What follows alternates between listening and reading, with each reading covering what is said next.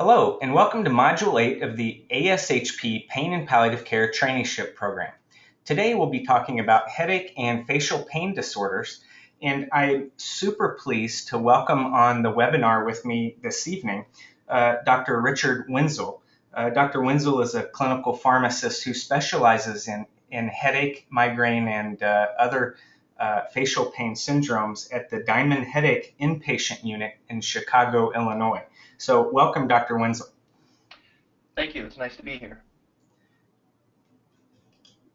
So our learning objectives for tonight are to describe the epidemiology and pathogenesis of the primary headaches. We're going to try to keep it fairly focused in on the common headaches that you may be seeing in practice, and maybe even in a less specialized neurology or chronic pain setting. We're going to talk about how we might classify some of these different primary headache disorders. And then we're also going to talk a little bit about pharmacologic and non-pharmacologic treatment modalities for these headaches and facial pain syndromes based on the best available evidence-based guidelines. So a really brief review of the anatomy and physiology of the trigeminal system. If you think about it, really the trigeminal ganglion or the trigeminal nucleus caudalis is what is responsible for triggering most of the different types of headache pain that we may experience. It's important to note that the trigeminal nerve actually has three major branches, as you can see by the cursor.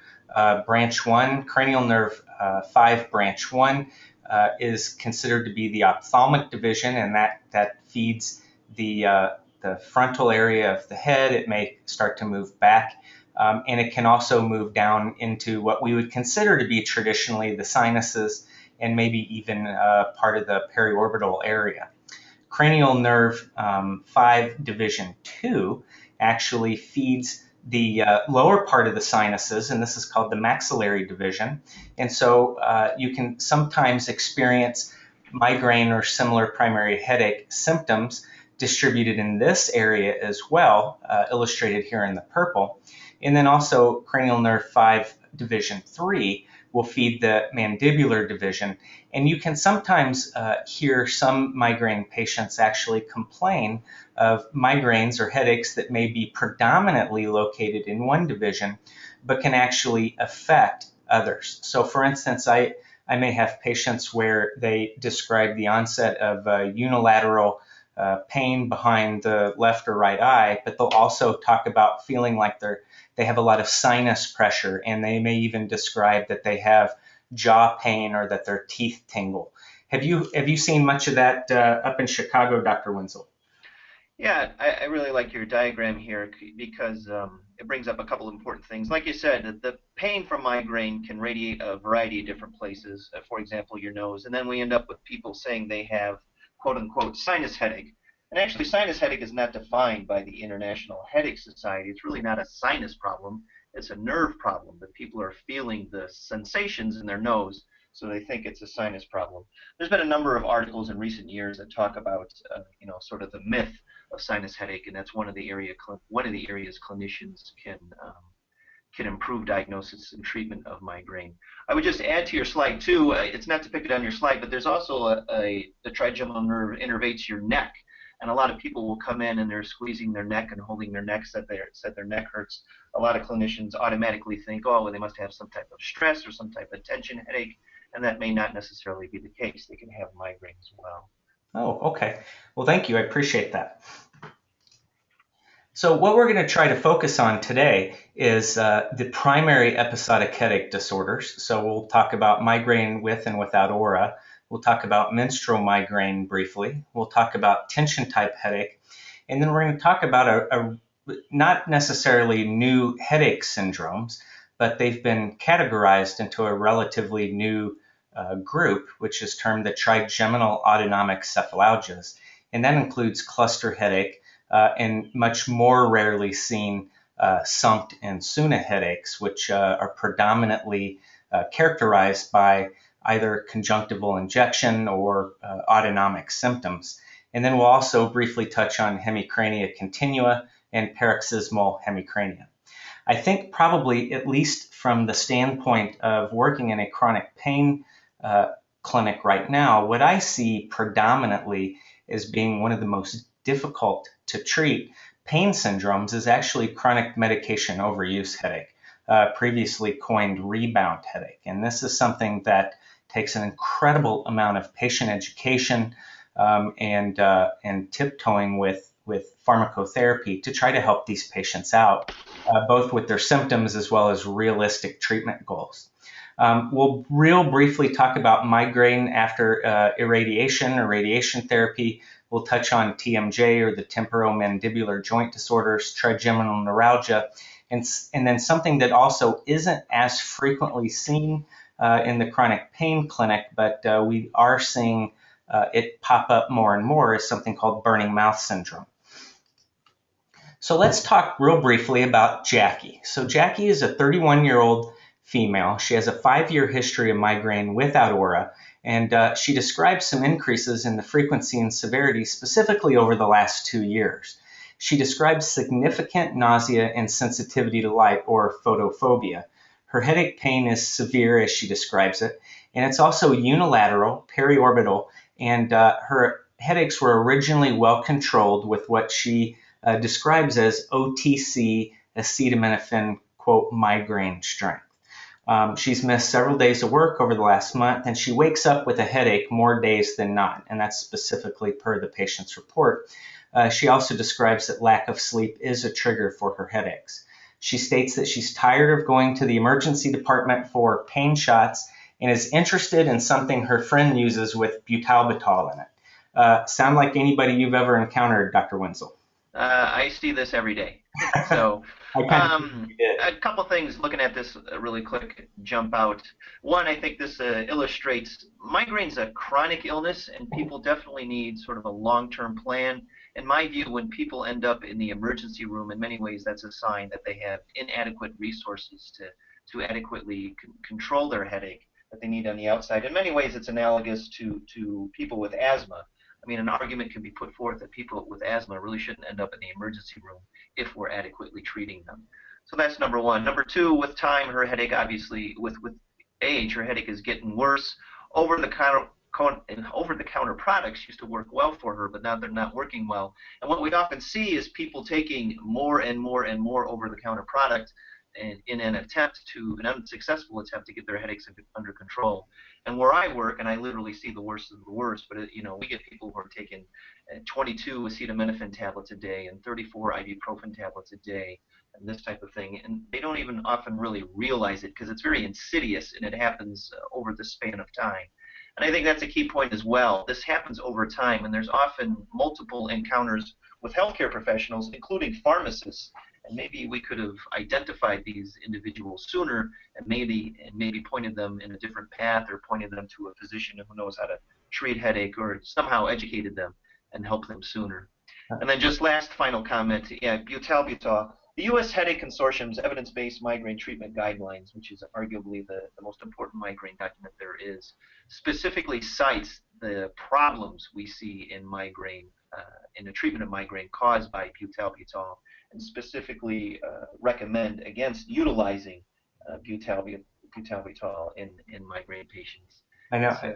It's commonly prescribed, even though there's very little evidence that it can work, and we see so many problems with it. No, I agree, and I feel like that's a lot of what I spend my time doing, is trying to bring people off of it. Significant past medical history here, just to make sure.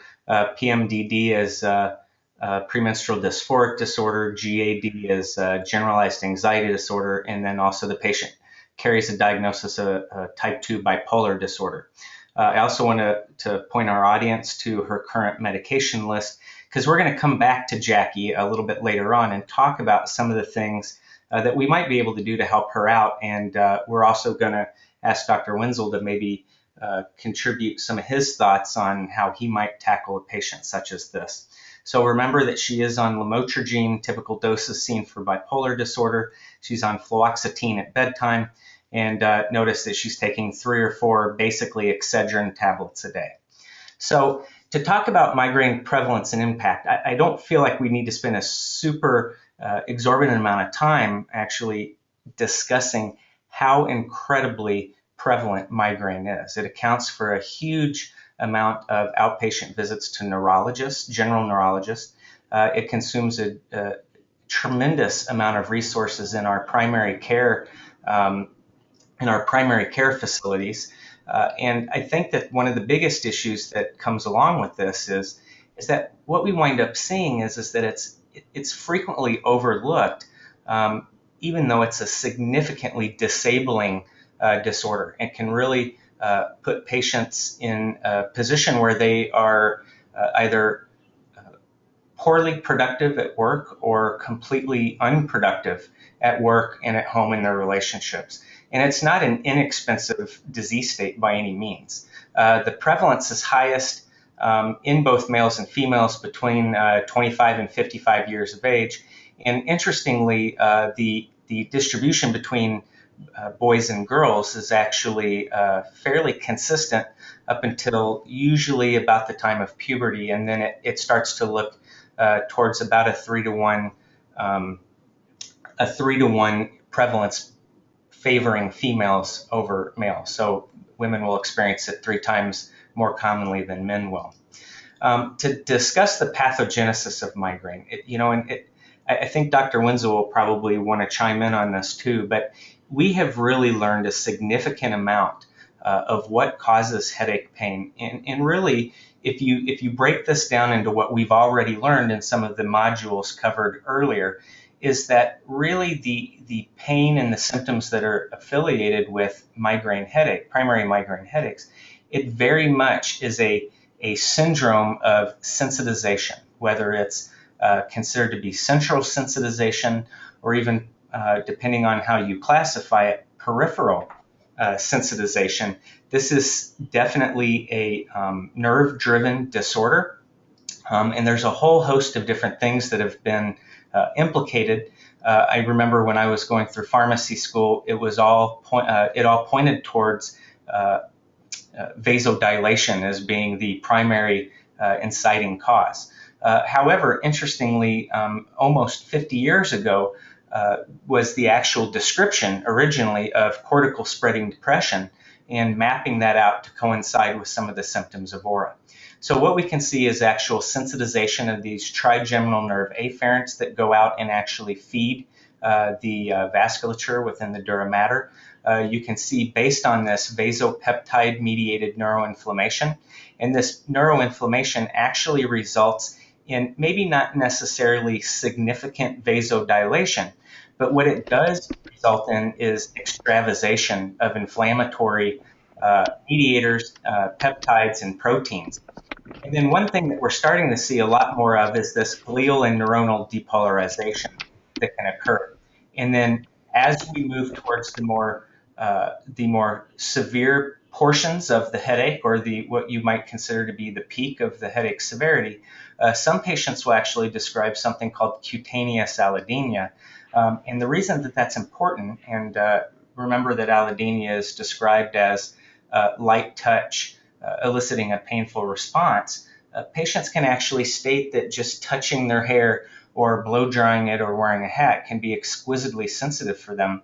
And the reason that's important is that what we found is that there is data to suggest that triptans become much less likely to be effective for aborting a migraine headache once cutaneous allodynia has actually been experienced by a patient within a discrete migraine headache.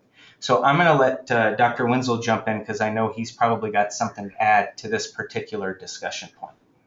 No, you've got a nice diagram here, and you've explained it well. Just to sort of paraphrase what you say, I tell patients migraine is hyperexcitability of your nervous system such that things that normally are not painful, such as light and smell and movement and sound, are perceived as painful.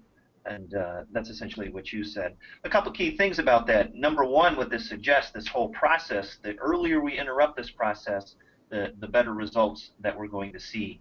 One of the things we see clinically is a lot of people, they wait, and we have a lot of data that shows people wait to use their migraine medications. They want to see if the headache goes away. It's an expensive drug perhaps, and they don't want to use it, and there's various reasons. I often tell them, or I tell my students when I talk to them, we don't tell people with asthma to wait till you're blue in the face to take your inhaler. We don't tell diabetics, wait till your blood glucose is 600 before you take your insulin. We need to treat early. The same sort of philosophy needs to be brought in to a greater extent within migraine. The moment somebody knows they're having a migraine attack, that is the moment to treat. There is no we have data that clearly shows there's no upside to waiting, and there's often downside, which includes, number one, our medications are less effective, and number two, you get more side effects from the medications. Because, again, think of it in terms of this process. If you interrupt it early or you take a medication early, that medication does something to you, it may not bother you. But you wait until your system is really sensitized. Now you take a medication. Now the medication does something to you that bothers you. So I think that's a key message we need to get out. Treat early. Great points. So that really kind of takes us to what I would consider to be the migraine continuum. And I don't think there's really one group out there that has put out a all-inclusive or all-encompassing description of the continuum of a typical migraine headache. And this may not necessarily be the best representation. But what we will typically see described in the literature and as well as anecdotally within patients that we work with is usually patients will describe premonitory symptoms. Now, this may not necessarily be an aura where they have typical aura symptoms that immediately precede the headache, but premonitory symptoms may be hours or even days before the migraine headache is actually experienced. So a lot of patients can describe these premonitory symptoms first. They may or may not describe or experience an aura characterized by flashing lights or scotoma, or some people will even get other types of neurologic auras that involve maybe sensations of smell or sensations of taste. The longer that you get into working with patients that do experience migraine, the more unusual types of aura that you may hear about. Usually immediately following the premonitory symptoms and potentially the aura, only about 20% of migraine patients actually will experience an aura. You have this headache initiation. And you don't necessarily have to have a headache to have an aura. I think that's important to mention, but that's probably a very infrequent type of headache seen. Once you have headache initiation, if it's not aborted here, then you start to actually see sensitization occur. So you start to see this wind up of the nervous system. You start to see central sensitization where the reset point for a nerve fiber may not go down as low as it did previously, or it may be easier to trigger. And this is usually where patients may or may not describe that phenomena of cutaneous allodynia that I described earlier. Usually either whether the headache is self-limiting or they've taken a abortive type medication, you will typically see a resolution where the headache severity slowly starts to resolve or reduce in severity. And a lot of patients, as this happens, and it may be due to medications, it may be because they were able to get some sleep, a lot of patients will describe a post-drome or almost a post-ictal headache state where they're very tired, groggy, maybe find it difficult to concentrate or even focus sometimes based on who you're talking to. So this is a generally accepted migraine continuum here. And remember, like Dr. Wenzel said, the best time to treat is before the headache starts or as early as we can. We don't want to wait until this sensitization or cutaneous allodynia period.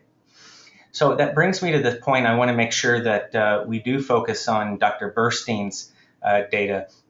And I found that this was really interesting. And he basically talks about what the theories are around why do patients experience cutaneous allodynia and the actual data that tells us that waiting until a patient experiences this symptom of central sensitization, that treating with a triptan type medication may actually be too late.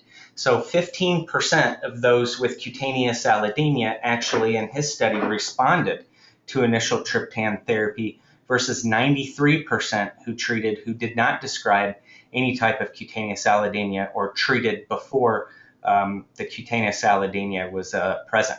So remember what Dr. Wenzel said, the biggest thing that we can take home from this is we got to treat early. So let's talk a little bit about some of the characteristics of migraine. We talked about the prodrome, we talked about aura, headache, and postdrome, and this is just um, a very rudimentary slide that tells you a little bit about some of the different things that might be experienced. Now, please note that these are not hard and fast rules. There's no hard and fast rule of how long a prodrome may last, an aura, the headache, or even if there's a postdrome. Some of the more commonly described symptoms associated with postdrome, aura, headache, or prodrome, aura, headache, and postdrome are listed here. But again, there's so much interpatient variability that one headache in one patient is almost never going to be the same as a headache in a separate or second patient. Some of the migraine triggers that we frequently see, and this is another one of those discussion points where if you have worked with these patients long enough, you will hear types of triggers that you never thought you would hear. But this is probably the most frequently encountered migraine triggers. I think Dr. Wenzel would probably agree that education and trigger avoidance is a huge part of helping these patients with their headaches. And what we'll typically do when we see a patient with headache, unfortunately, when we see them, usually we're working with medication overuse headache. But if we are lucky enough to get somebody before they've experienced transformation, we start really looking at triggers. We ask them to keep a headache diary. We start looking at some of the different things that may trigger it. And I've actually had patients literally move their residence because of the way that the sunlight came into their windshield on the drive into work in the morning. So there's a number of different things that can trigger these headaches, and it's important that you know what your patient's triggers are. Do you have any really weird triggers that you've heard about that you'd like to share?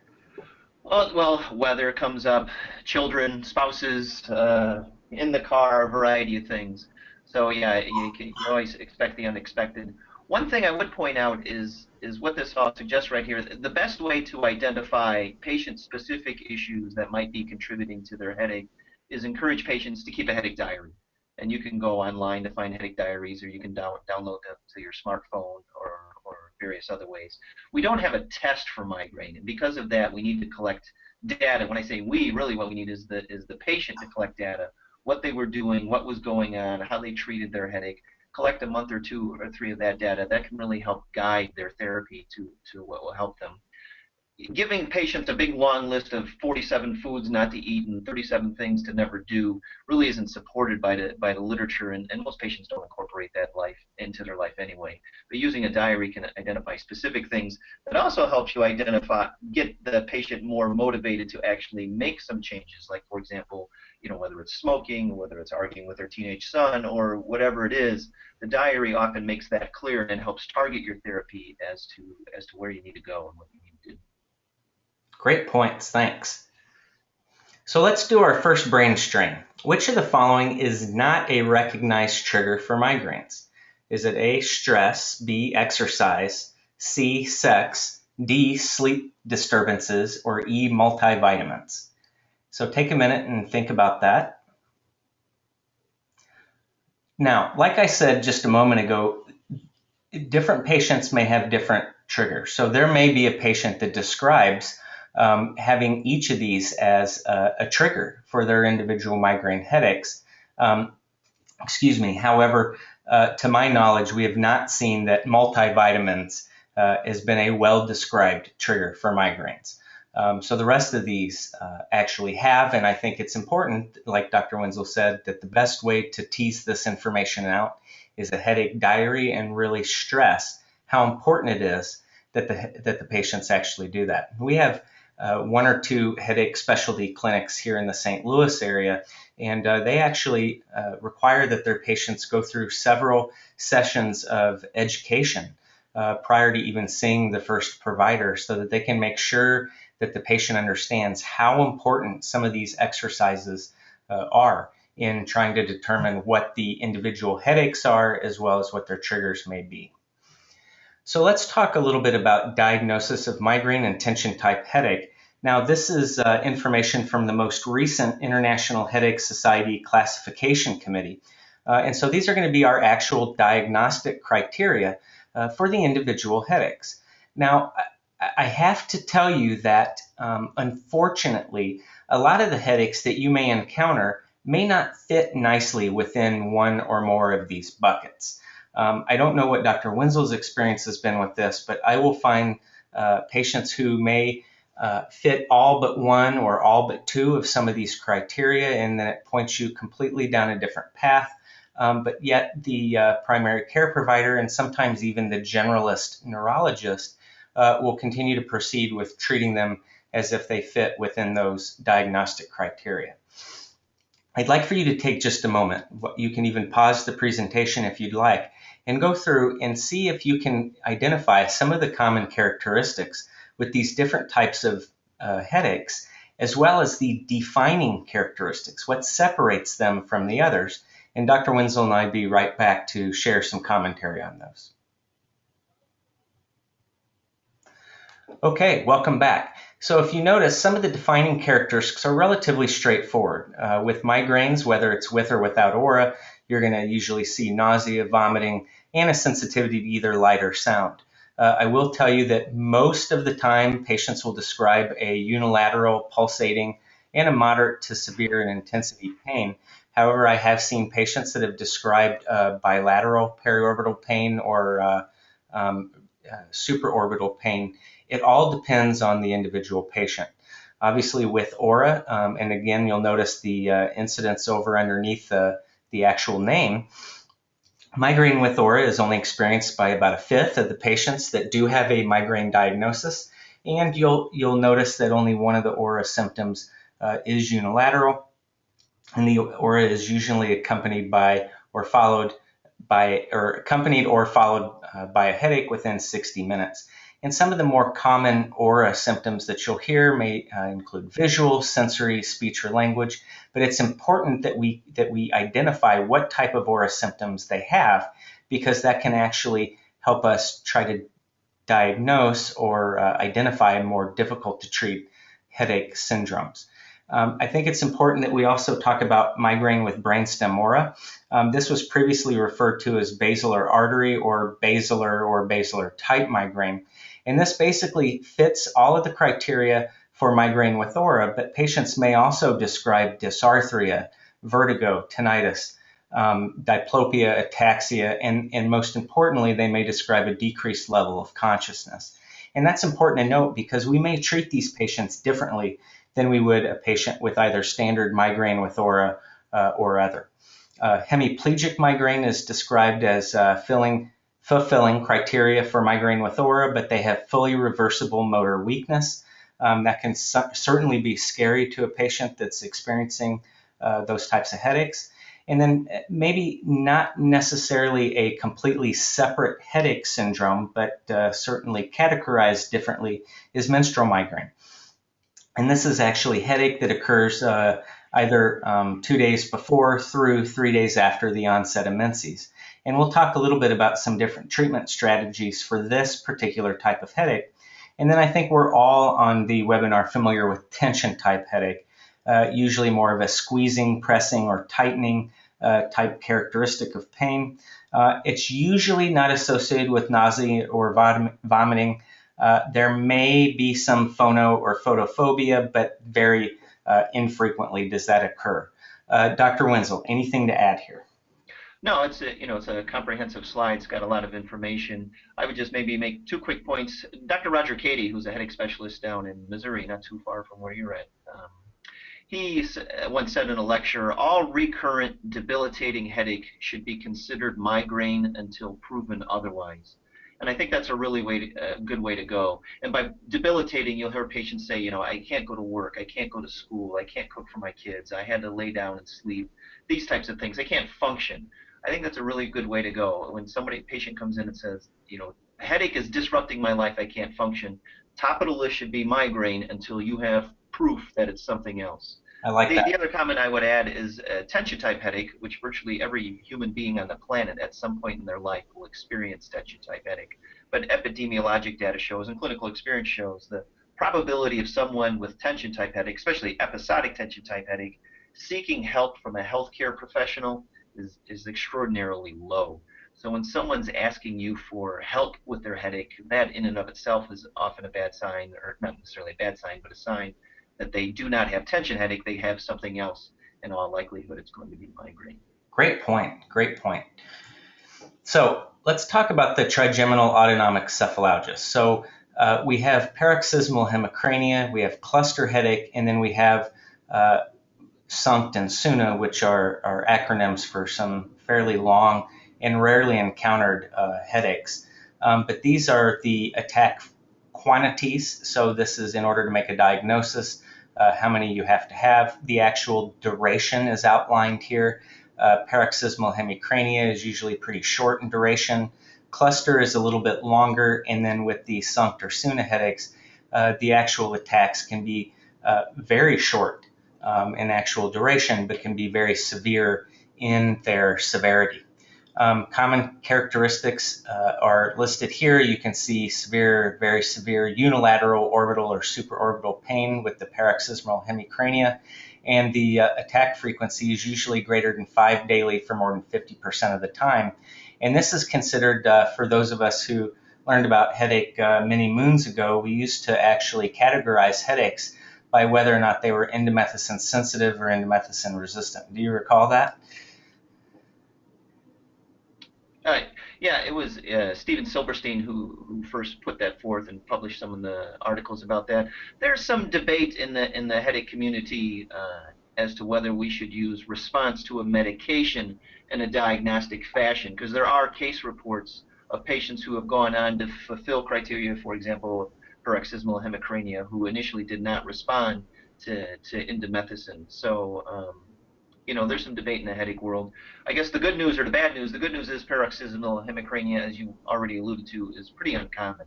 So we don't see a lot of patients with it. So in one way, that's a good thing. The bad thing about that is it's very difficult to systematically study and set up a really big, good trial to answer some of these questions, because it's just hard to find enough people to enroll. Right, I agree. And we in the 10 years I've been working in chronic pain, I've seen one patient with a fairly convincing diagnosis of SUNCT headache, and then one that had a questionable diagnosis. And I've probably seen 15 to 20 true, very categorically common cluster headaches or individual cluster headache patients. I'm sure you see a ton of them up there being in a headache specialty clinic, but again, not nearly as frequently encountered as migraine, but something that you do need to keep an eye out on. When I'm talking to patients that describe typical migraine type symptoms or that carry a diagnosis of migraine, I will usually ask them during the history if they experience any of these defining characteristics that you see here with cluster headache, such as conjunctival injection or lacrimation. And this is ipsilateral, so same side as the headache.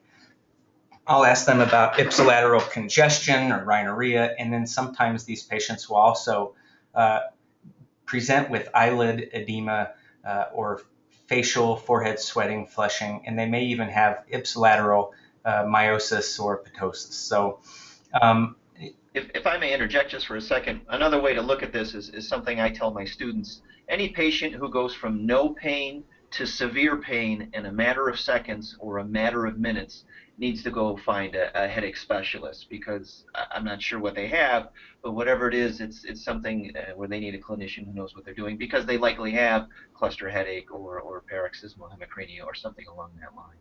great. So when you look at migraine takes, by definition, migraine lasts a minimum of 4 hours.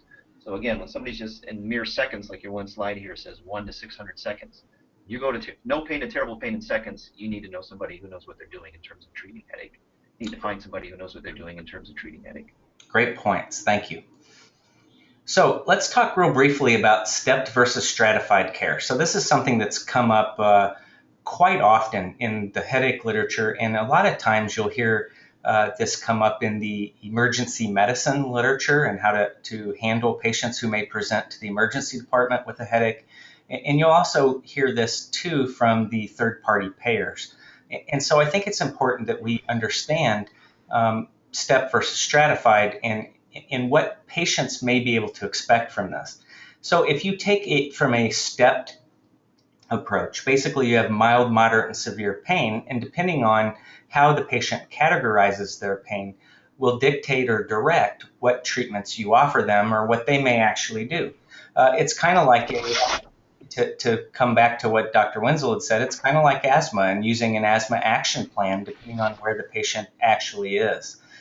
However, there are some that do recommend a stratified approach to care where instead of having a patient fail an NSAID and then fail a triptan and then be offered DHE or potentially IV metoclopramide, whatever it is, that you go right to that particular treatment algorithm based on the severity of their symptoms. So stepped is basically you offer them something for mild, they fail that, you offer them something for moderate, they fail that, and then you move on to the bigger guns, so to speak.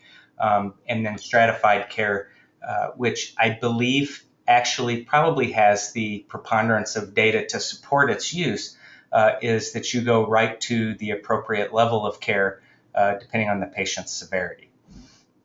So I think that it's important that we talk first about the abortive agents, and probably the most commonly encountered are the serotonin 1B, 1D specific agonists.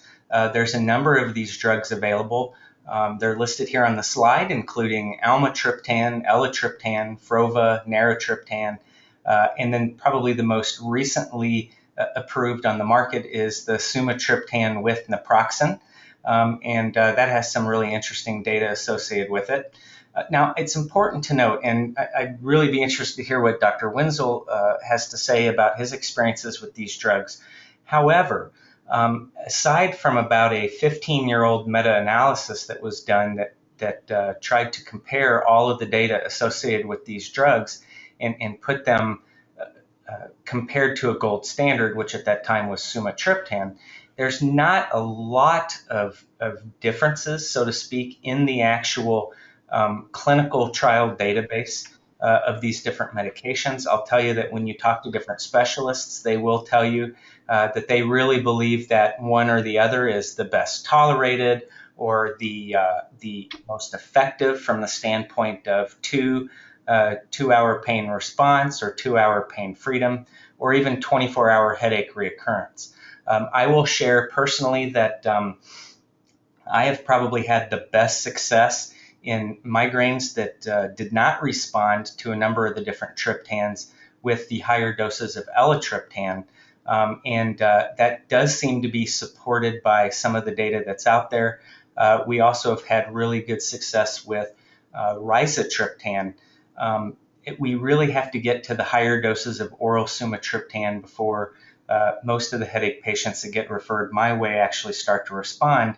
And we will use naproxen by itself with the actual triptans. I don't have access to the actual branded product that combines these two due to insurance coverage.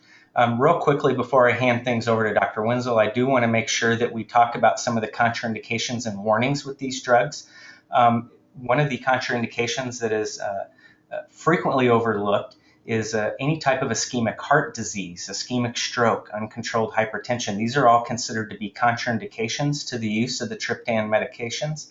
However, a really cursory review of the actual Medicaid data here in Illinois actually showed that 30% of the patients that were receiving triptan-type medications regularly actually carried a concurrent diagnosis that fell within the contraindication or warning section. I think it's also important to note that hemiplegic and brainstem aura migraine are considered to be contraindications.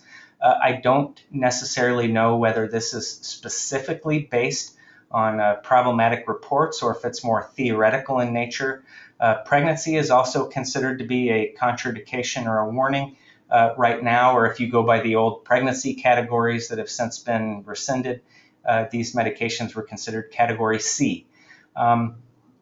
With elatriptan, we do need to be careful with the cytochrome P453A4 inhibitors, and certainly monoamine oxidase inhibitor use with the triptans, probably except elatriptan, frovatriptan, and naratriptan.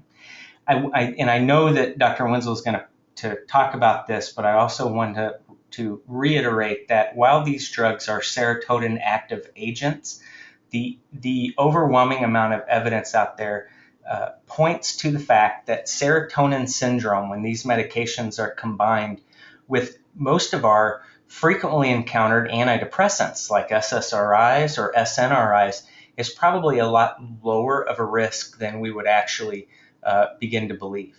The other thing I want to point out too that separates some of these 5-HT1B1D medications is that frovatriptan has the longest half-life of those medications by a significant margin. Now that has not necessarily panned out into favorable outcomes from a data standpoint when it comes to 24-hour headache recurrence.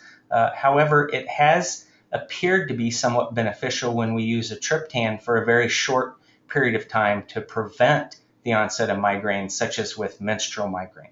So I will hand it over to you because I know you have some great clinical pearls to share. There's a number of things to say. Back 6, 7, 8 years ago, we were in the middle of what we often called the triptan wars, where every company had their latest publication that said their triptan was better than the others. There was a lot of time, energy, and resources put in, and here we are all these years later. In terms of the oral triptan, as you already pointed out, we still don't know which one is the best. So we often say the best one is the one that works. So I think the issues with triptans are, number one, we have a lot of epidemiologic data that shows that people who could benefit from triptans are not receiving them. So that's arguably one of the biggest problems with the triptans. And then number two, find one that works. And a way to go about that, is we select one, whichever one it is, whichever one's on formulary, or if you have some reason to pick one first, that's fine.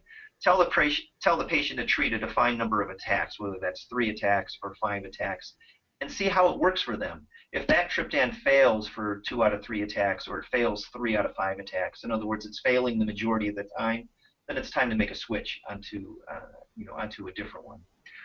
The other good news is several of the triptans are now available generic, so in many ways the triptan wars are over. In terms of contraindications and warnings, you have the cardiac issues there. I would just point out that 75% of migraine sufferers are women under the age of 45. And as a group, women under the age of 45 don't have a lot of cardiac disease, although in some instances you cited that study where they had a higher number of patients. But just something to keep in mind. And I'll jump to, it's sort of related, pregnancy. Pregnancy is obviously something we definitely need to be aware of when it comes to migraine, because the majority of migraine sufferers are women of childbearing age.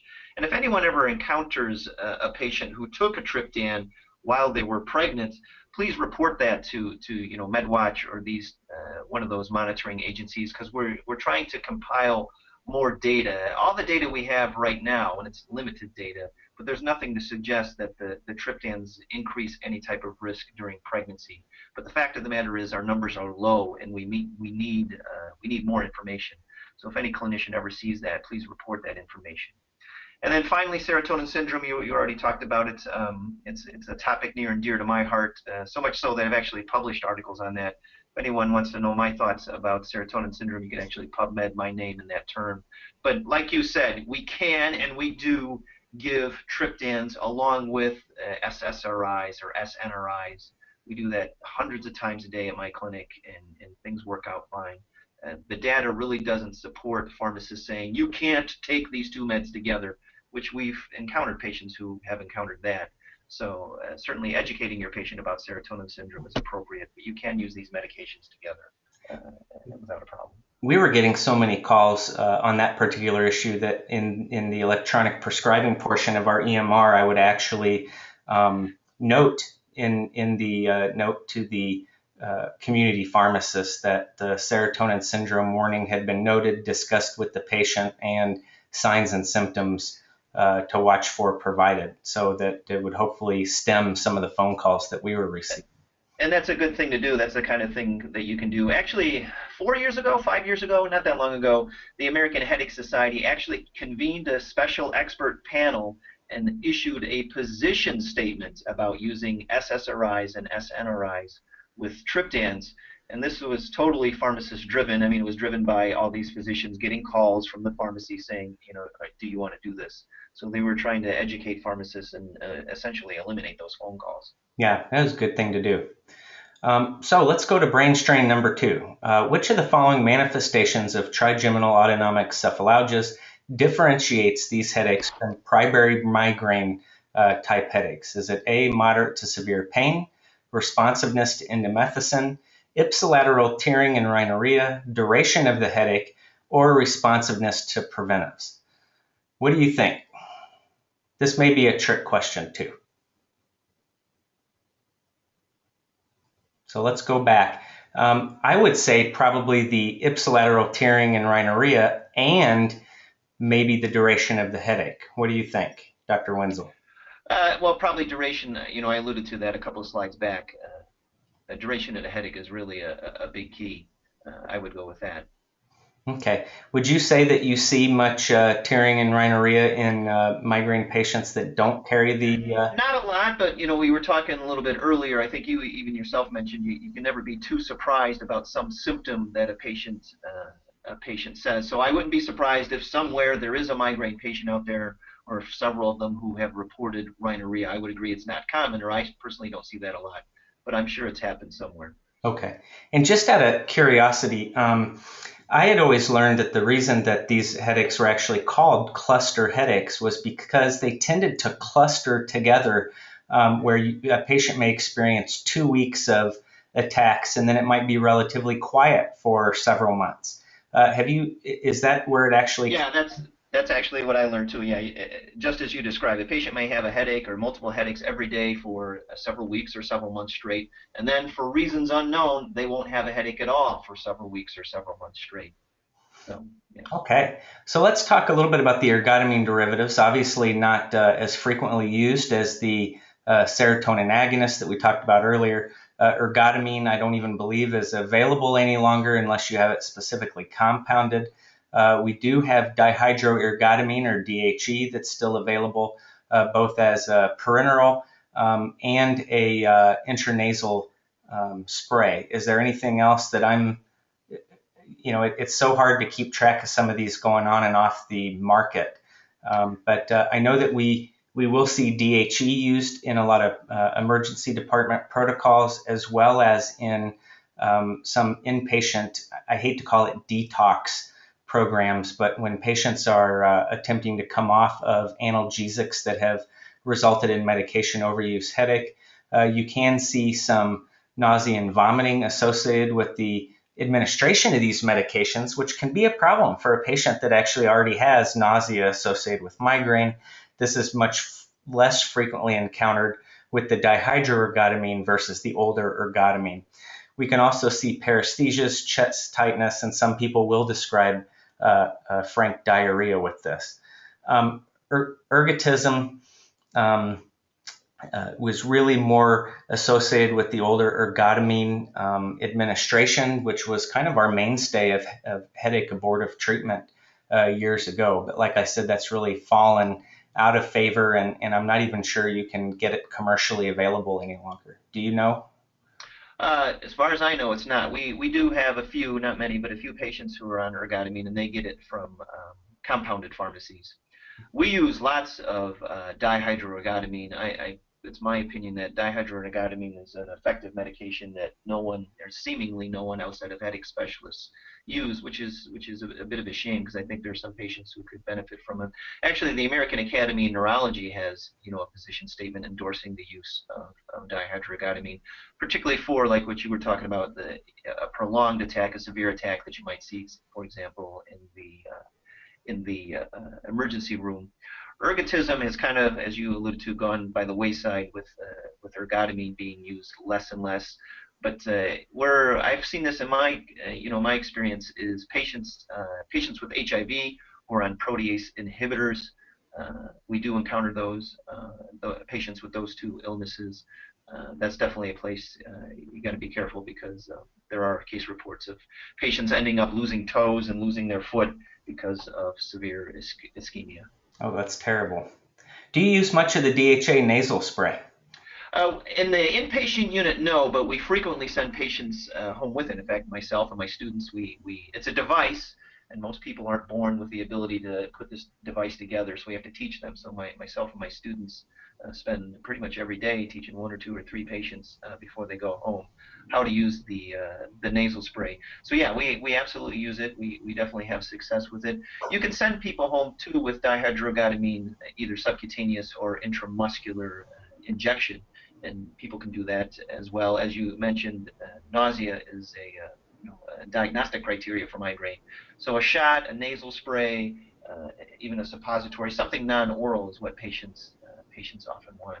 But on the inpatient side, we use intravenous dihydroergotamine. Oh, great. So we had talked a little bit about some of the evidence-based medicine guidelines for the acute treatment of migraine. This is from the American Headache Society. I know this is somewhat of a busy slide, but hopefully you'll take a moment and maybe screen capture this, or take time to actually pull this particular publication off of PubMed. You'll notice that they do rank the different types of abortive treatments based on their level of evidence. And you scroll down and quickly see that level A does have a lot of the medications that would be intuitive to anybody thinking about treating an acute migraine headache.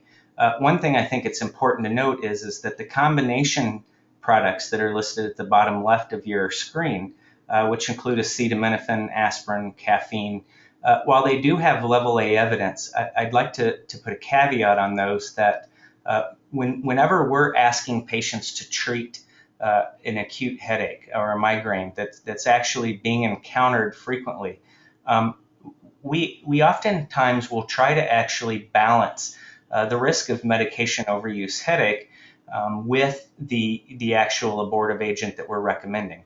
I would probably be willing to bet that I can speak for Dr. Wenzel too when I say that by the time these folks get to us, they've already overused a lot of these medications. They weren't on appropriate preventive therapy or strong enough preventive therapy, and they've already started to exhibit chronic daily headache type symptoms. The interesting thing too that I think a lot of people are not familiar with is there is level B evidence to support the use of usually parenteral, but antiemetics. And a lot of the emergency departments that you will actually talk to will now start to actually use IV antiemetics as their abortives of choice. And these medications have panned out to be relatively effective.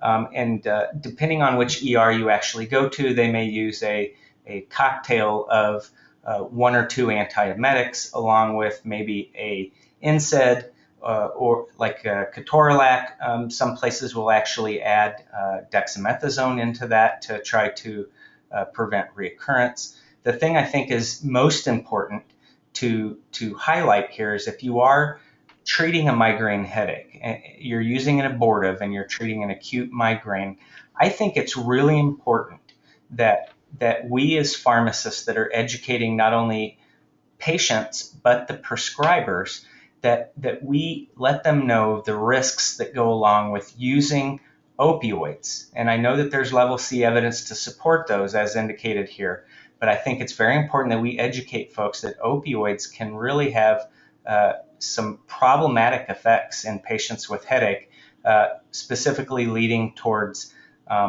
medication overuse, as well as some really fascinating data that came out of Dr. Saper's group up north, where he had shown that patients that do suffer from migraine headaches tend to have a lot more problems controlling their use of opioids once they're prescribed compared to the non-migraine chronic pain patient. So I think it's important that even though there is level C evidence to support these medications, that they're used very judiciously, and I would even say last line. Anything to add or any arguments with what I've just said?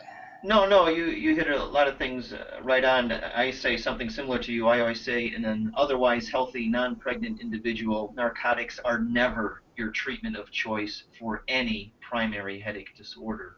And I think that's a message that needs to get out more often. Narcotics, again, going back to my students, migraine, as we talked about a little bit ago, is basically a problem with functionality. It's not a problem with pain. Far too many clinicians view migraine as a pain problem, so they give painkillers. And usually when I'm talking in a lecture somewhere, I ask everybody, all right, right now, if I gave you a shot of morphine, would that improve your ability to function? And most people just sort of giggle and laugh because I think it's pretty obvious that a shot of morphine isn't going to improve and in fact might decidedly decrease their ability to function. So our goal with migraine treatment is to try to get people back to their normal life and function.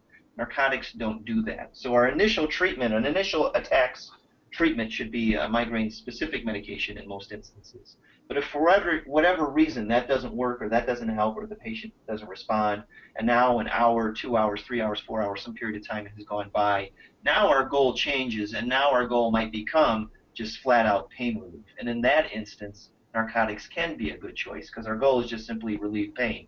But also recognize you're probably not only going to knock out the pain, there's a good chance you're going to knock out the patient. What that means is they're not going to be picking up their kids from school, and they're not going to be at work, and they're not going to be cooking dinner, and all those kind of things. So the Oh, best place to use narcotics is in sort of a rescue role, not in a initial treatment role. And then yes, there's lots of data, lots of recent data about narcotic use in the emergency room. I should say narcotic overuse in the emergency room. There's a number of things: the triptans, the dihydroergotamine, the droperidol, which we use a lot of where I work. There's things that aren't being used in the emergency room that arguably could be and should be used. People immediately go to narcotics, and there's lots of data that show that patients get their shot of whatever, morphine or Demerol, whatever it is, and they just go home and they sleep. And that's not, really not what we want to do. And we have data that shows use of narcotic in the emergency room increases the risk of that patient within a month returning again trying to get a narcotic in the emergency room. So just, yeah, there's a lot of overuse of narcotics, and it's an area we really need to focus on, and we really need to change some things. great points. Thank you. So if we look up to our neighbors to the north, the Canadian Headache Society actually has relatively recently published their own evidence-based migraine guidelines for the acute treatment. And instead of ranking the data like the American Headache Society did, they have strong recommendation for use, weak recommendation for use, or strong recommendation against use.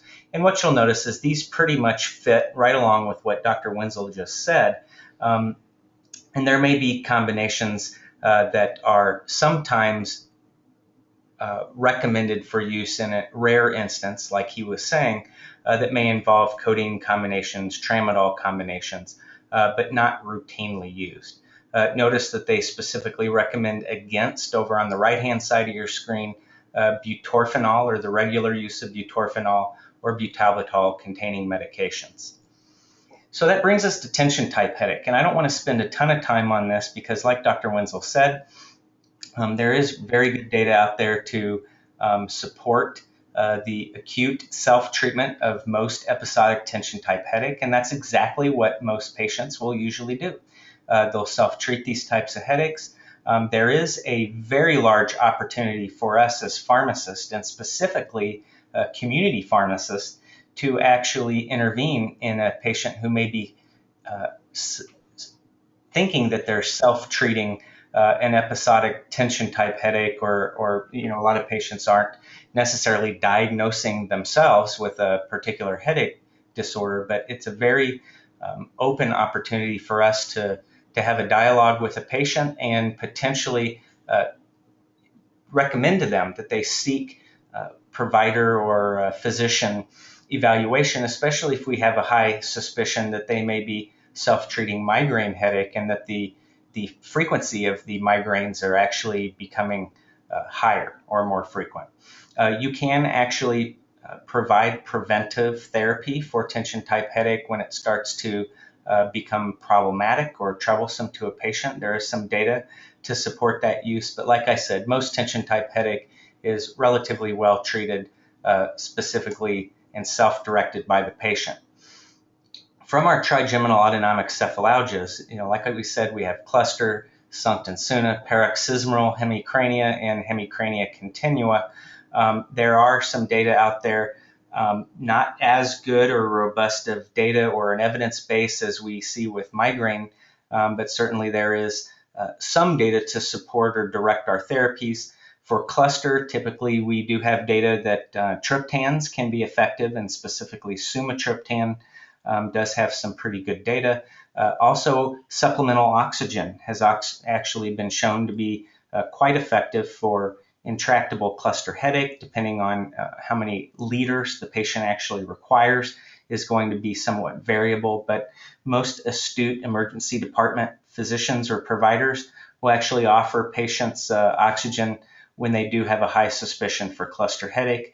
As a preventive, you'll notice that we tend to see some familiar old friends here, verapamil and topiramate, but one that may not be as frequently seen as lithium as probably a third or fourth line agent as a preventive for cluster headaches. Like Dr. Wenzel said, we tend to start to get a little bit away from whether or not these drugs are considered, or the headache disorders are considered indomethacin sensitive or resistant. But I did feel like I should share that information with you based on historical information that is actually already out there. For paroxysmal hemicrania, there are relatively few good studies, like he indicated, that lead us to believe that we have great abortive therapies for this particular headache disorder. Some literature will lead us towards considering indomethacin as a routine preventive agent for that particular headache. With hemicrania continua, again, we have pretty poor evidence base for specific abortives, but we do look towards indomethacin or similar agents as preventives. And then for short-lasting unilateral neuralgiform headaches with conjunctival tearing, or SUNA, which is short-lasting unilateral neuralgiform headaches with autonomic features. Boy, that was a mouthful. Again, we have pretty poor evidence base from an abortive standpoint. Lamotrigine has actually been indicated as a potential preventive medication. However, again, that's not based on really large, robust, randomized controlled trials, but to my knowledge, more smaller RCTs and case series. Anything to add here, sir? No, I think you hit most of it. I mean, sumatriptan injection, I should be clear about that, because cluster headache, can literally go from seconds to minutes, go from no pain to terrible pain. So that's not a patient you want to use any type of oral medication with. So sumatriptan injection is actually FDA approved for cluster headache. And then verapamil, sometimes we run into this because there's studies going up to, I believe, 1,200 milligrams a day of verapamil. And most pharmacists pass out when they see those kind of doses. I know where I work, we've gone up to as high as 720 milligrams. So just be aware that you can go up really high with the verapamil. And I second your point, lithium isn't always for a psychotic illness. It can be used for cluster. In my unit right now, I think we have 2 cluster patients. But the other headaches you have depicted here, and we've already alluded to this, I mean, I may not see some of these. I work at a specialized headache clinic, and I may not see these for 6 months or a year at a time. A lot of my doctors get super excited when we think we have a SUNCT patient because they so infrequently see it. So just something to keep in mind. These are pretty rare illnesses. While I have this pulled up, let me ask you a quick question. Number one, I know that a lot of the triptans are available in like orally disintegrating tablets or films or, melts, so to speak. Are those quick enough onset, in your opinion, to potentially be useful here, or do we really need to be looking towards the injectable triptans for cluster headache? Well, my own personal professional opinion is, yeah, you need something non-oral. You need a shot. Okay. You need a shot or potentially a nasal spray. Sumatriptan is obviously the most common one we use. We do sometimes use dihydroergotamine. We do use ketorolac. There is, if I remember correctly, at least one study, I think it was Peter Goadsby published it in Neurology a number of years ago, of oral zomatriptan for cluster. I can tell you where I work clinically, we've never used any of the oral triptans for any cluster patient. So again, it's just simple, flat out kinetics. You got somebody who goes from terrible pain, and cluster is literally terrible pain. Sadly, and you can find this in the literature, there have been people who have literally committed suicide as a way to resolve their cluster headache. It's in my opinion the worst primary headache that there is, because it's just so painful and just so awful. And because of that, I mean, why mess around with some oral medication? You just need to get the best thing you can immediately. And so that's certainly the approach myself and the colleagues that I work with take. If you were going to use IM ketorolac in a patient such as this, What dose would you potentially consider? Do you Uh, go? Usually 30 milligrams. We have some people do 60 milligrams, but one or the other. A lot of time, I have the advantage. We have the patients in the inpatient unit where they often have tried these medications. So in the inpatient unit, we might have played around a little bit with their doses. But 30 milligrams is certainly a reasonable place to start. Okay, and do you typically take your patients beyond 100 milligrams of topiramate a day when you're using it for headache patients? You can, some of the studies with migraine went up to 200 milligrams, and we do our average dose is probably right around 100 milligrams. We do have people going up to 100 or even sometimes 200 milligrams. The risk of that is you're at risk for more adverse effects. I don't really recall any patient going above 200 milligrams that we've ever had, unless that patient had some comorbid, for example, psychological illness, and we were using the topiramate for that as well. But Okay. 100 milligrams is pretty common for us. Well, I think that brings us to potentially the most important slide of the webinar, and that is medication overuse headache. This is a huge problem in my particular practice. I would assume probably up at Diamond it is as well. And these are patients in the International Headache Society classification uh, recommended diagnostic criteria for what used to be called rebound headache is actually a headache that's present on greater than or equal to 15 days per month. So that is a patient that has a headache uh, either every day or at least every other day of every month and meeting criteria for migraine on greater than or equal to 8 days a month.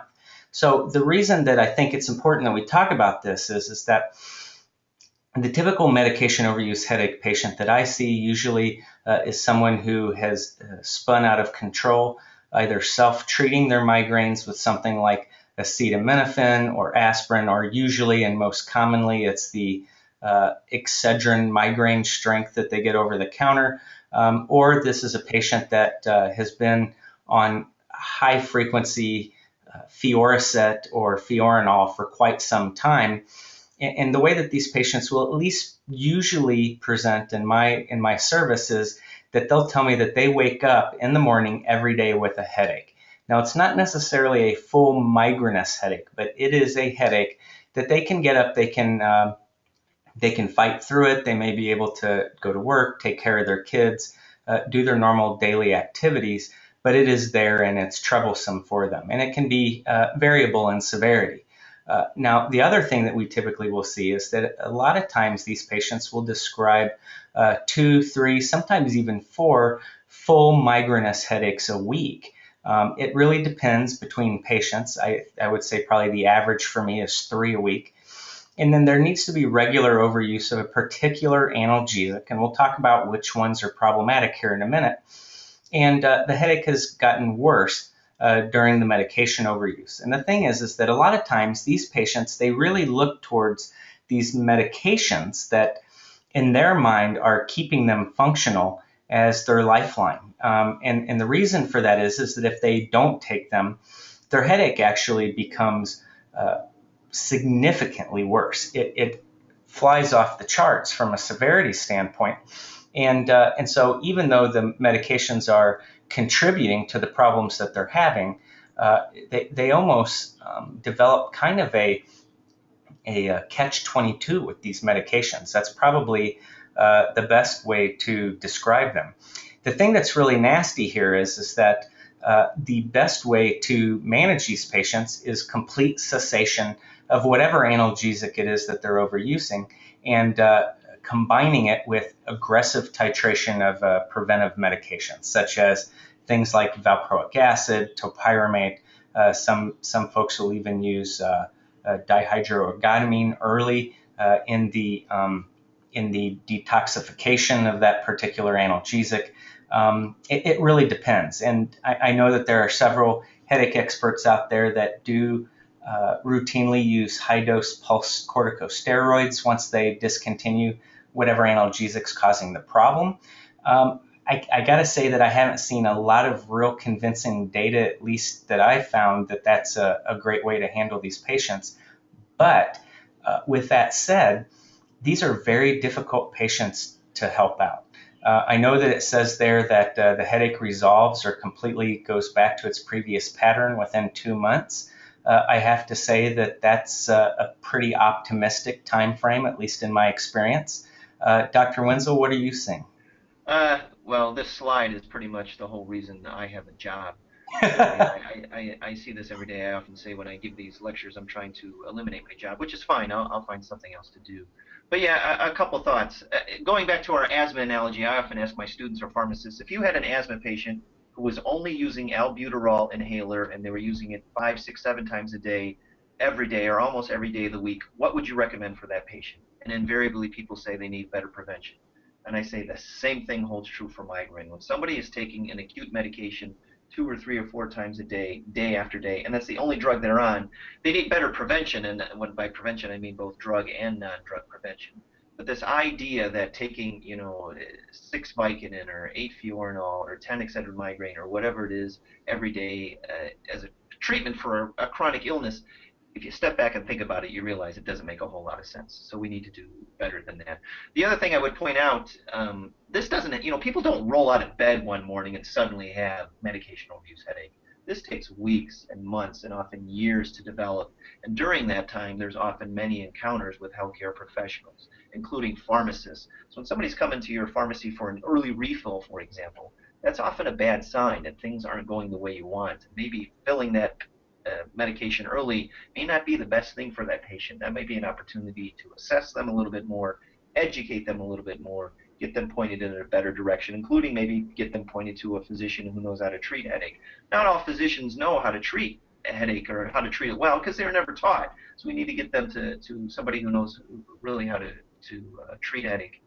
And then I would completely concur with you that the best way to basically bridge people. How do you bridge people? They come in, they're taking 16 Excedrin migraine a day. Do you abruptly stop them? Do you wean them down?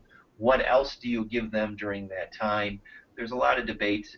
There's a lot of different literature, a lot of different thoughts out there. Where I work, we use a lot of dihydroergotamine to transition people over, but other places use steroids. The bottom line is use something, try to help these people out. Um, and get them transitioned over, get them onto some better preventive options, and then hopefully teach them the next time when you find you need your abortive medications every day, please call us right away, as opposed to doing this for 6 straight months or 12 straight months or what have you, Yeah, because then it's just so much harder to treat. great points. I've actually seen data on IV lidocaine and Right. IV low dose IV ketamine for Yeah, brain. there's we actually wanted to do, some of our doctors wanted to do that at my hospital, but we had to get the anesthesiologists involved, and they weren't totally comfortable with it, so we haven't done it where I work.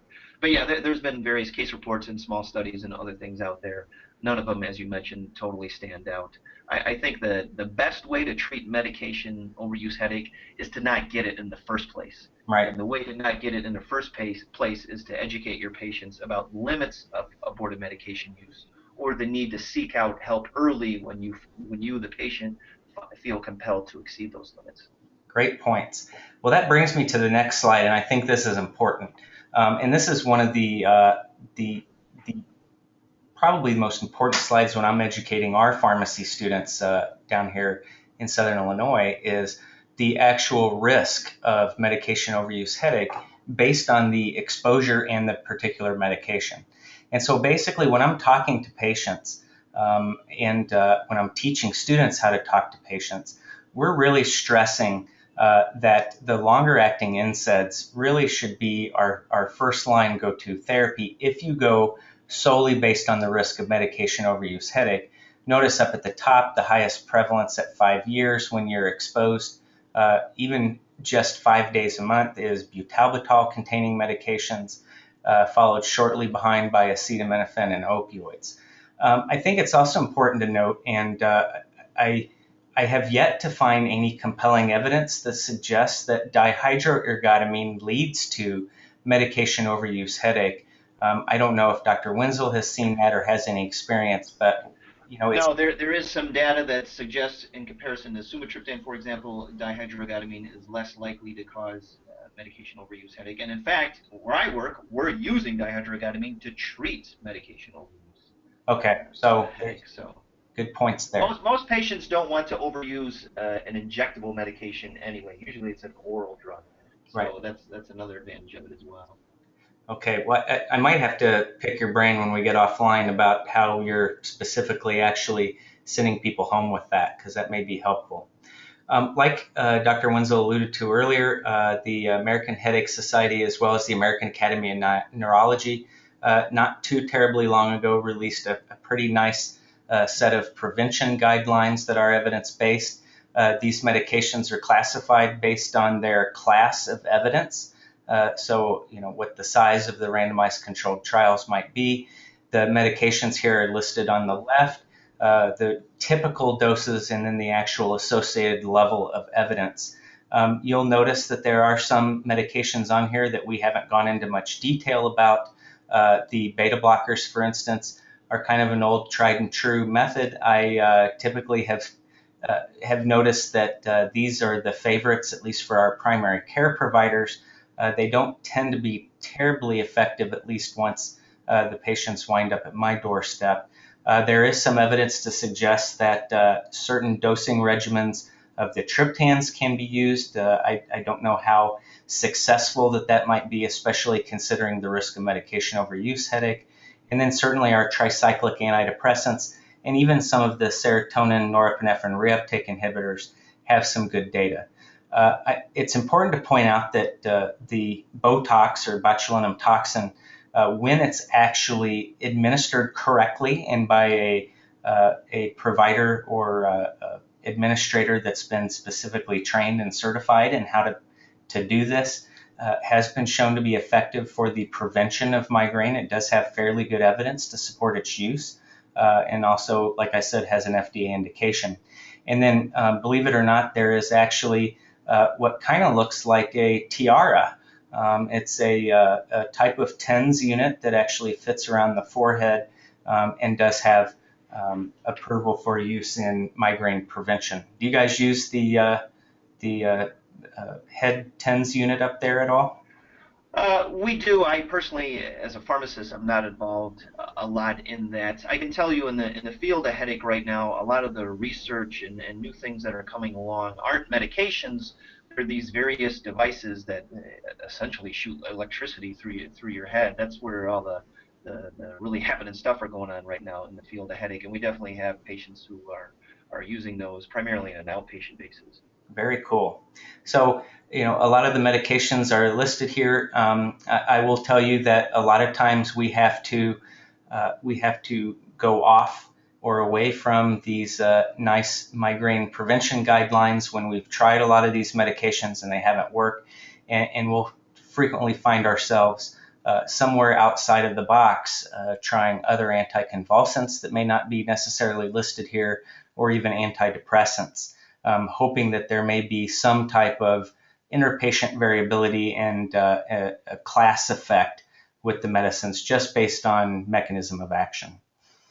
So, neuroimaging of headaches, I don't want to spend a ton of time here, but this is something, at least being in a primary care clinic, we come in contact with all the time. And I wish I had a nickel for every time we had a patient that was brought in with a pretty standard episodic migraine headache that feels absolutely certain that there's something significant going on, and is requesting some type of advanced neuroimaging.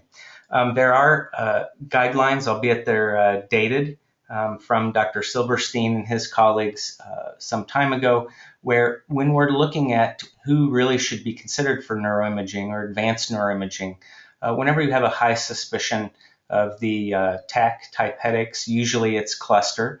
If you have any type of abnormal neurologic finding, specifically if it's a focal neurologic deficit, and if it's progressively worsening and poorly defined. So, most migraine patients, they're familiar with the type of symptoms that they're going to have, and they'll tell you if it's a different headache. And we'll frequently ask them, is this similar to what you've been experiencing? If there's a significant amount of vomiting or emesis that's associated with a headache versus severe nausea, but actual emesis. And if it's an onset of headache later than 40 years of age that's not better described by some other organic cause, or if you do appreciate an orbital bruit.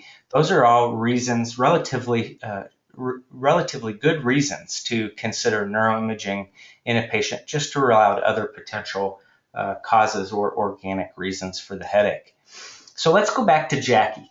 I'm really interested to get some more insight from Dr. Wenzel. Remember that based on all of the things that we've talked about, there should be some red flags popping up now. When you look at this particular case, hopefully you're seeing a relatively well-described migraine headache patient. Her headache has been growing more severe and more frequent.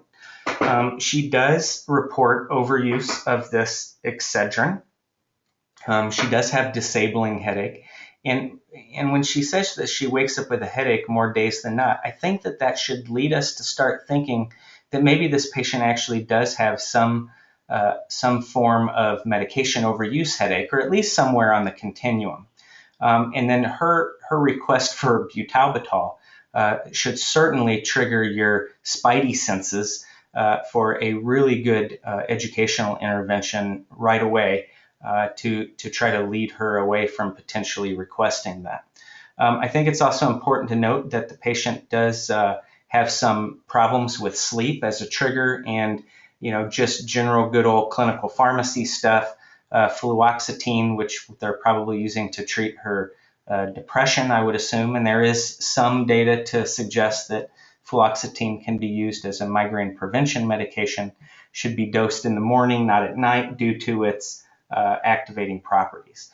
Anything that you'd like to add that was not covered here, sir? Well, no, you've hit several of the key points. I mean, she's missing work. To me, that says she's a poor candidate for exclusive over-the-counter therapy, and she's a strong candidate for some type of migraine-specific therapy. We don't really have in her history here any of the non-drug things that she may or may not be doing. But certainly having her keep a diary, talking to her about her sleep, non-drug things are things that we can do. She has comorbid psychological illness. We need to make sure that we can maximize the treatment of those as well, because we have epidemiologic studies that clearly show that if depression and anxiety put you at higher risk for migraine and vice versa. And then, yeah, this butalbital, I think if you prescribe her butalbital, the only thing you're going to guarantee is that she's admitted to my unit about a year and a half later. So that would be a really poor choice for her. So what do you all think in the audience? Which of the following headache syndromes does Jackie most likely exhibit? Does she have episodic migraine with aura? Does she have medication overuse headache? Does she have menstrual migraine? Does she have one of the SUNCT or SUNA headache syndromes, or does she have hemicrania continua? I would probably go down the path of considering that Jackie has answer B, medication overuse headache. So here is a very nice slide that really depicts what I consider to be the evidence that supports the use of opioids being used routinely in the treatment of headache, primary headache and migraines. Would you agree that this pretty much sums up the good supporting evidence, Dr. Wenzel? Oh yeah, you've obviously done your homework. Okay, good deal. So what I would like to do also is have you in the audience, if you have the opportunity, please go to this particular website. And I think that what you'll find is some really interesting new research that's being done around the issue of placebo response in these studies, and some of the things that can actually lead to problems with the development of clinical trials for these particular pain syndromes or headache syndromes.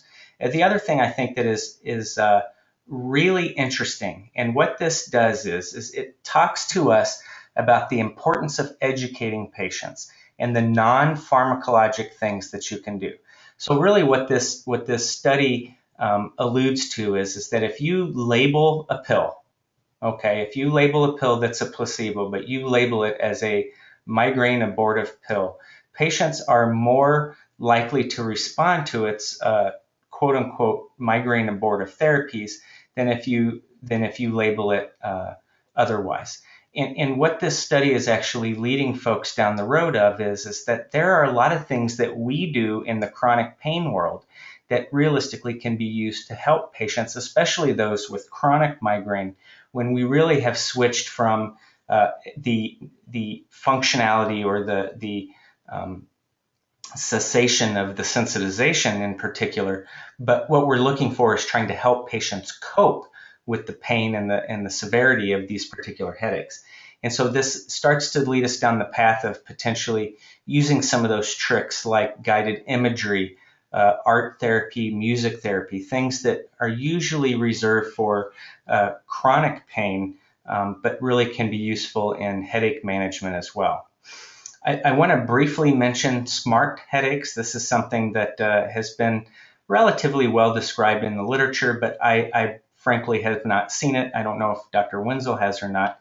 But this is basically stroke-like migraine attacks after patients have been exposed to radiation therapy. And this is usually if they've had any kind of radiation therapy to their head or their neck, usually more frequently their head. And it's characterized by some pretty severe symptoms and some scary symptoms that patients can find really concerning when it is encountered.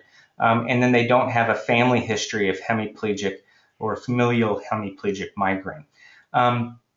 So the other thing I think is also important to note as we're starting to wrap up here is that we also will frequently see headaches that are associated with lumbar puncture. And recall that usually lumbar puncture headaches are relatively responsive to treatment with either blood patch or higher doses of caffeine. I don't know if Dr. Wenzel has anything to add about either of these headache syndromes, but I'll give him an opportunity to speak. Yeah, the actually the American Academy of Neurology has treatment guidelines for post-lumbar puncture headache. We definitely see that, and yeah, the first approach is blood patch, and then we used to use intravenous caffeine, but it's currently not commercially available. At least where I work, we're unable to get it. So we have used oral caffeine, and we've had just based on clinical experience, reasonable success with the oral caffeine. Okay, thank you. I think that when we're talking about facial pain, we very frequently will see TMJ patients in our chronic pain population. A lot of times we are able to find specialty services from orofacial surgeons that have been specialty trained to take care of these particular folks. This is definitely a good setting for multidisciplinary care. There's a lot of things that can go into this, such as physical therapy, biofeedback. There is some data to suggest that surgical options are available.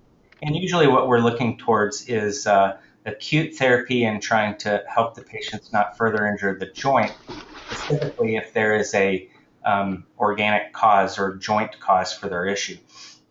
There is some data to support tricyclic antidepressants in the long term for these folks. However, it's not super convincing, and you do have to worry about some of the side effects that come along with the tricyclics, as was discussed in very good detail in earlier modules. I also think it's important that we talk about trigeminal neuralgia.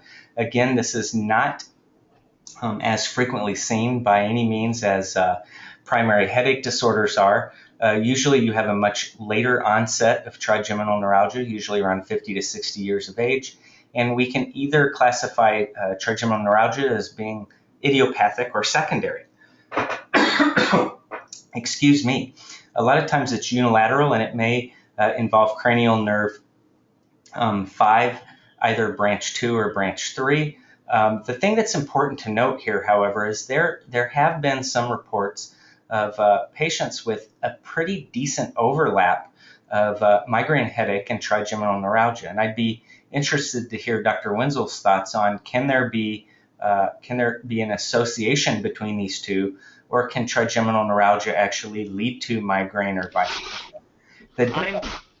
Certainly, I've never seen that. We don't see a lot of trigeminal neuralgia where I work, although I'm quite familiar with it because, interestingly enough, I personally have trigeminal neuralgia. It's an uncommon condition, but I got it. I'm not yet 50, but I got it. I have primary idiopathic trigeminal neuralgia. I can tell you it really hurts a lot. I like to use some other words here, but I'll keep it clean. But I don't have migraine headache. I really don't have much of a headache history. And I can tell you where I work, it's pretty rare, maybe one a year or two a year in my unit, to see somebody who has concurrent trigeminal neuralgia. So it's just not something we see a lot of. Thank you. Thanks for sharing that too. Um, as far as trigeminal neuralgia, there are evidence-based guidelines that are out there to help us in selecting the treatment. Obviously, level A is going to be our carbamazepine. That drug has been actually FDA approved for trigeminal neuralgia for quite a few decades. We do have some level B evidence for oxcarbazepine, and that in particular is one of my favorites for very poorly responsive neuropathic pain syndromes. And then you can see some of the level C or others that have been used and have had either anecdotal or small controlled study success. But like Dr. Wenzel said, it's not a frequently encountered pain syndrome. Neither is burning mouth syndrome, but I think it's important, since we're talking about headache and facial pain, that we do bring this up. It's starting to get a little bit more notice within the medical literature. It is characterized by an intraoral burning sensation with really no clear etiology. There has been some discussion as this being actually a trigeminal type neuropathy, but more specifically a small fiber neuropathy. I think it's important that we differentiate true burning mouth syndrome from what we would consider to be a glossitis, specifically because of the way that these two will appear. Usually, burning mouth syndrome. Oh, sorry, we had some background noise there. Burning mouth syndrome typically will appear without a very clear inciting etiology, whereas glossitis can frequently be due to some type of orofacial surgery, third molar extraction, etc. And a lot of times you'll see that there's really nothing upon actual gross examination that appears to be wrong with the patients in their mouth. However, they describe really exquisitely painful neuropathic symptoms, and that can be either in the lips, in the tongue, or even in the gums. There is some limited evidence base to support tricyclic antidepressants, the gabapentinoids, and there are also some data to support alpha lipoic acid and clonazepam. However, like I said, fairly rare and probably not one that you all will frequently see. Now, that kind of brings us to the end of our conversation this evening. I do want to share some what I consider to be very good open access resources. So these are things that you can PubMed or Google on your own and get free full text to these review articles or these guidelines. With that, I'd like to conclude by thanking Dr. Wenzel for joining us. I know our webinar took a little bit longer than we had anticipated, but I tell you what, it's such a nice thing to have the insights of a true headache specialist and somebody who's really considered to be the foremost expert in headache care from the pharmacy community. So with that, I truly thank you, Dr. Wenzel, for joining us this evening. As you wrap up the webinar, please make sure that you do complete the post-assessment questions to make sure you receive credit for this. And I look forward to seeing you all in level 3 of the pain traineeship. So with that, Dr. Wenzel, anything to wrap up on? No, I appreciate the opportunity to present here. I firmly believe that pharmacists are well positioned to help headache sufferers, and hopefully some of the information we've given out tonight will help those of you out there do that. Okay, thank you, and we'll see you in Module 9.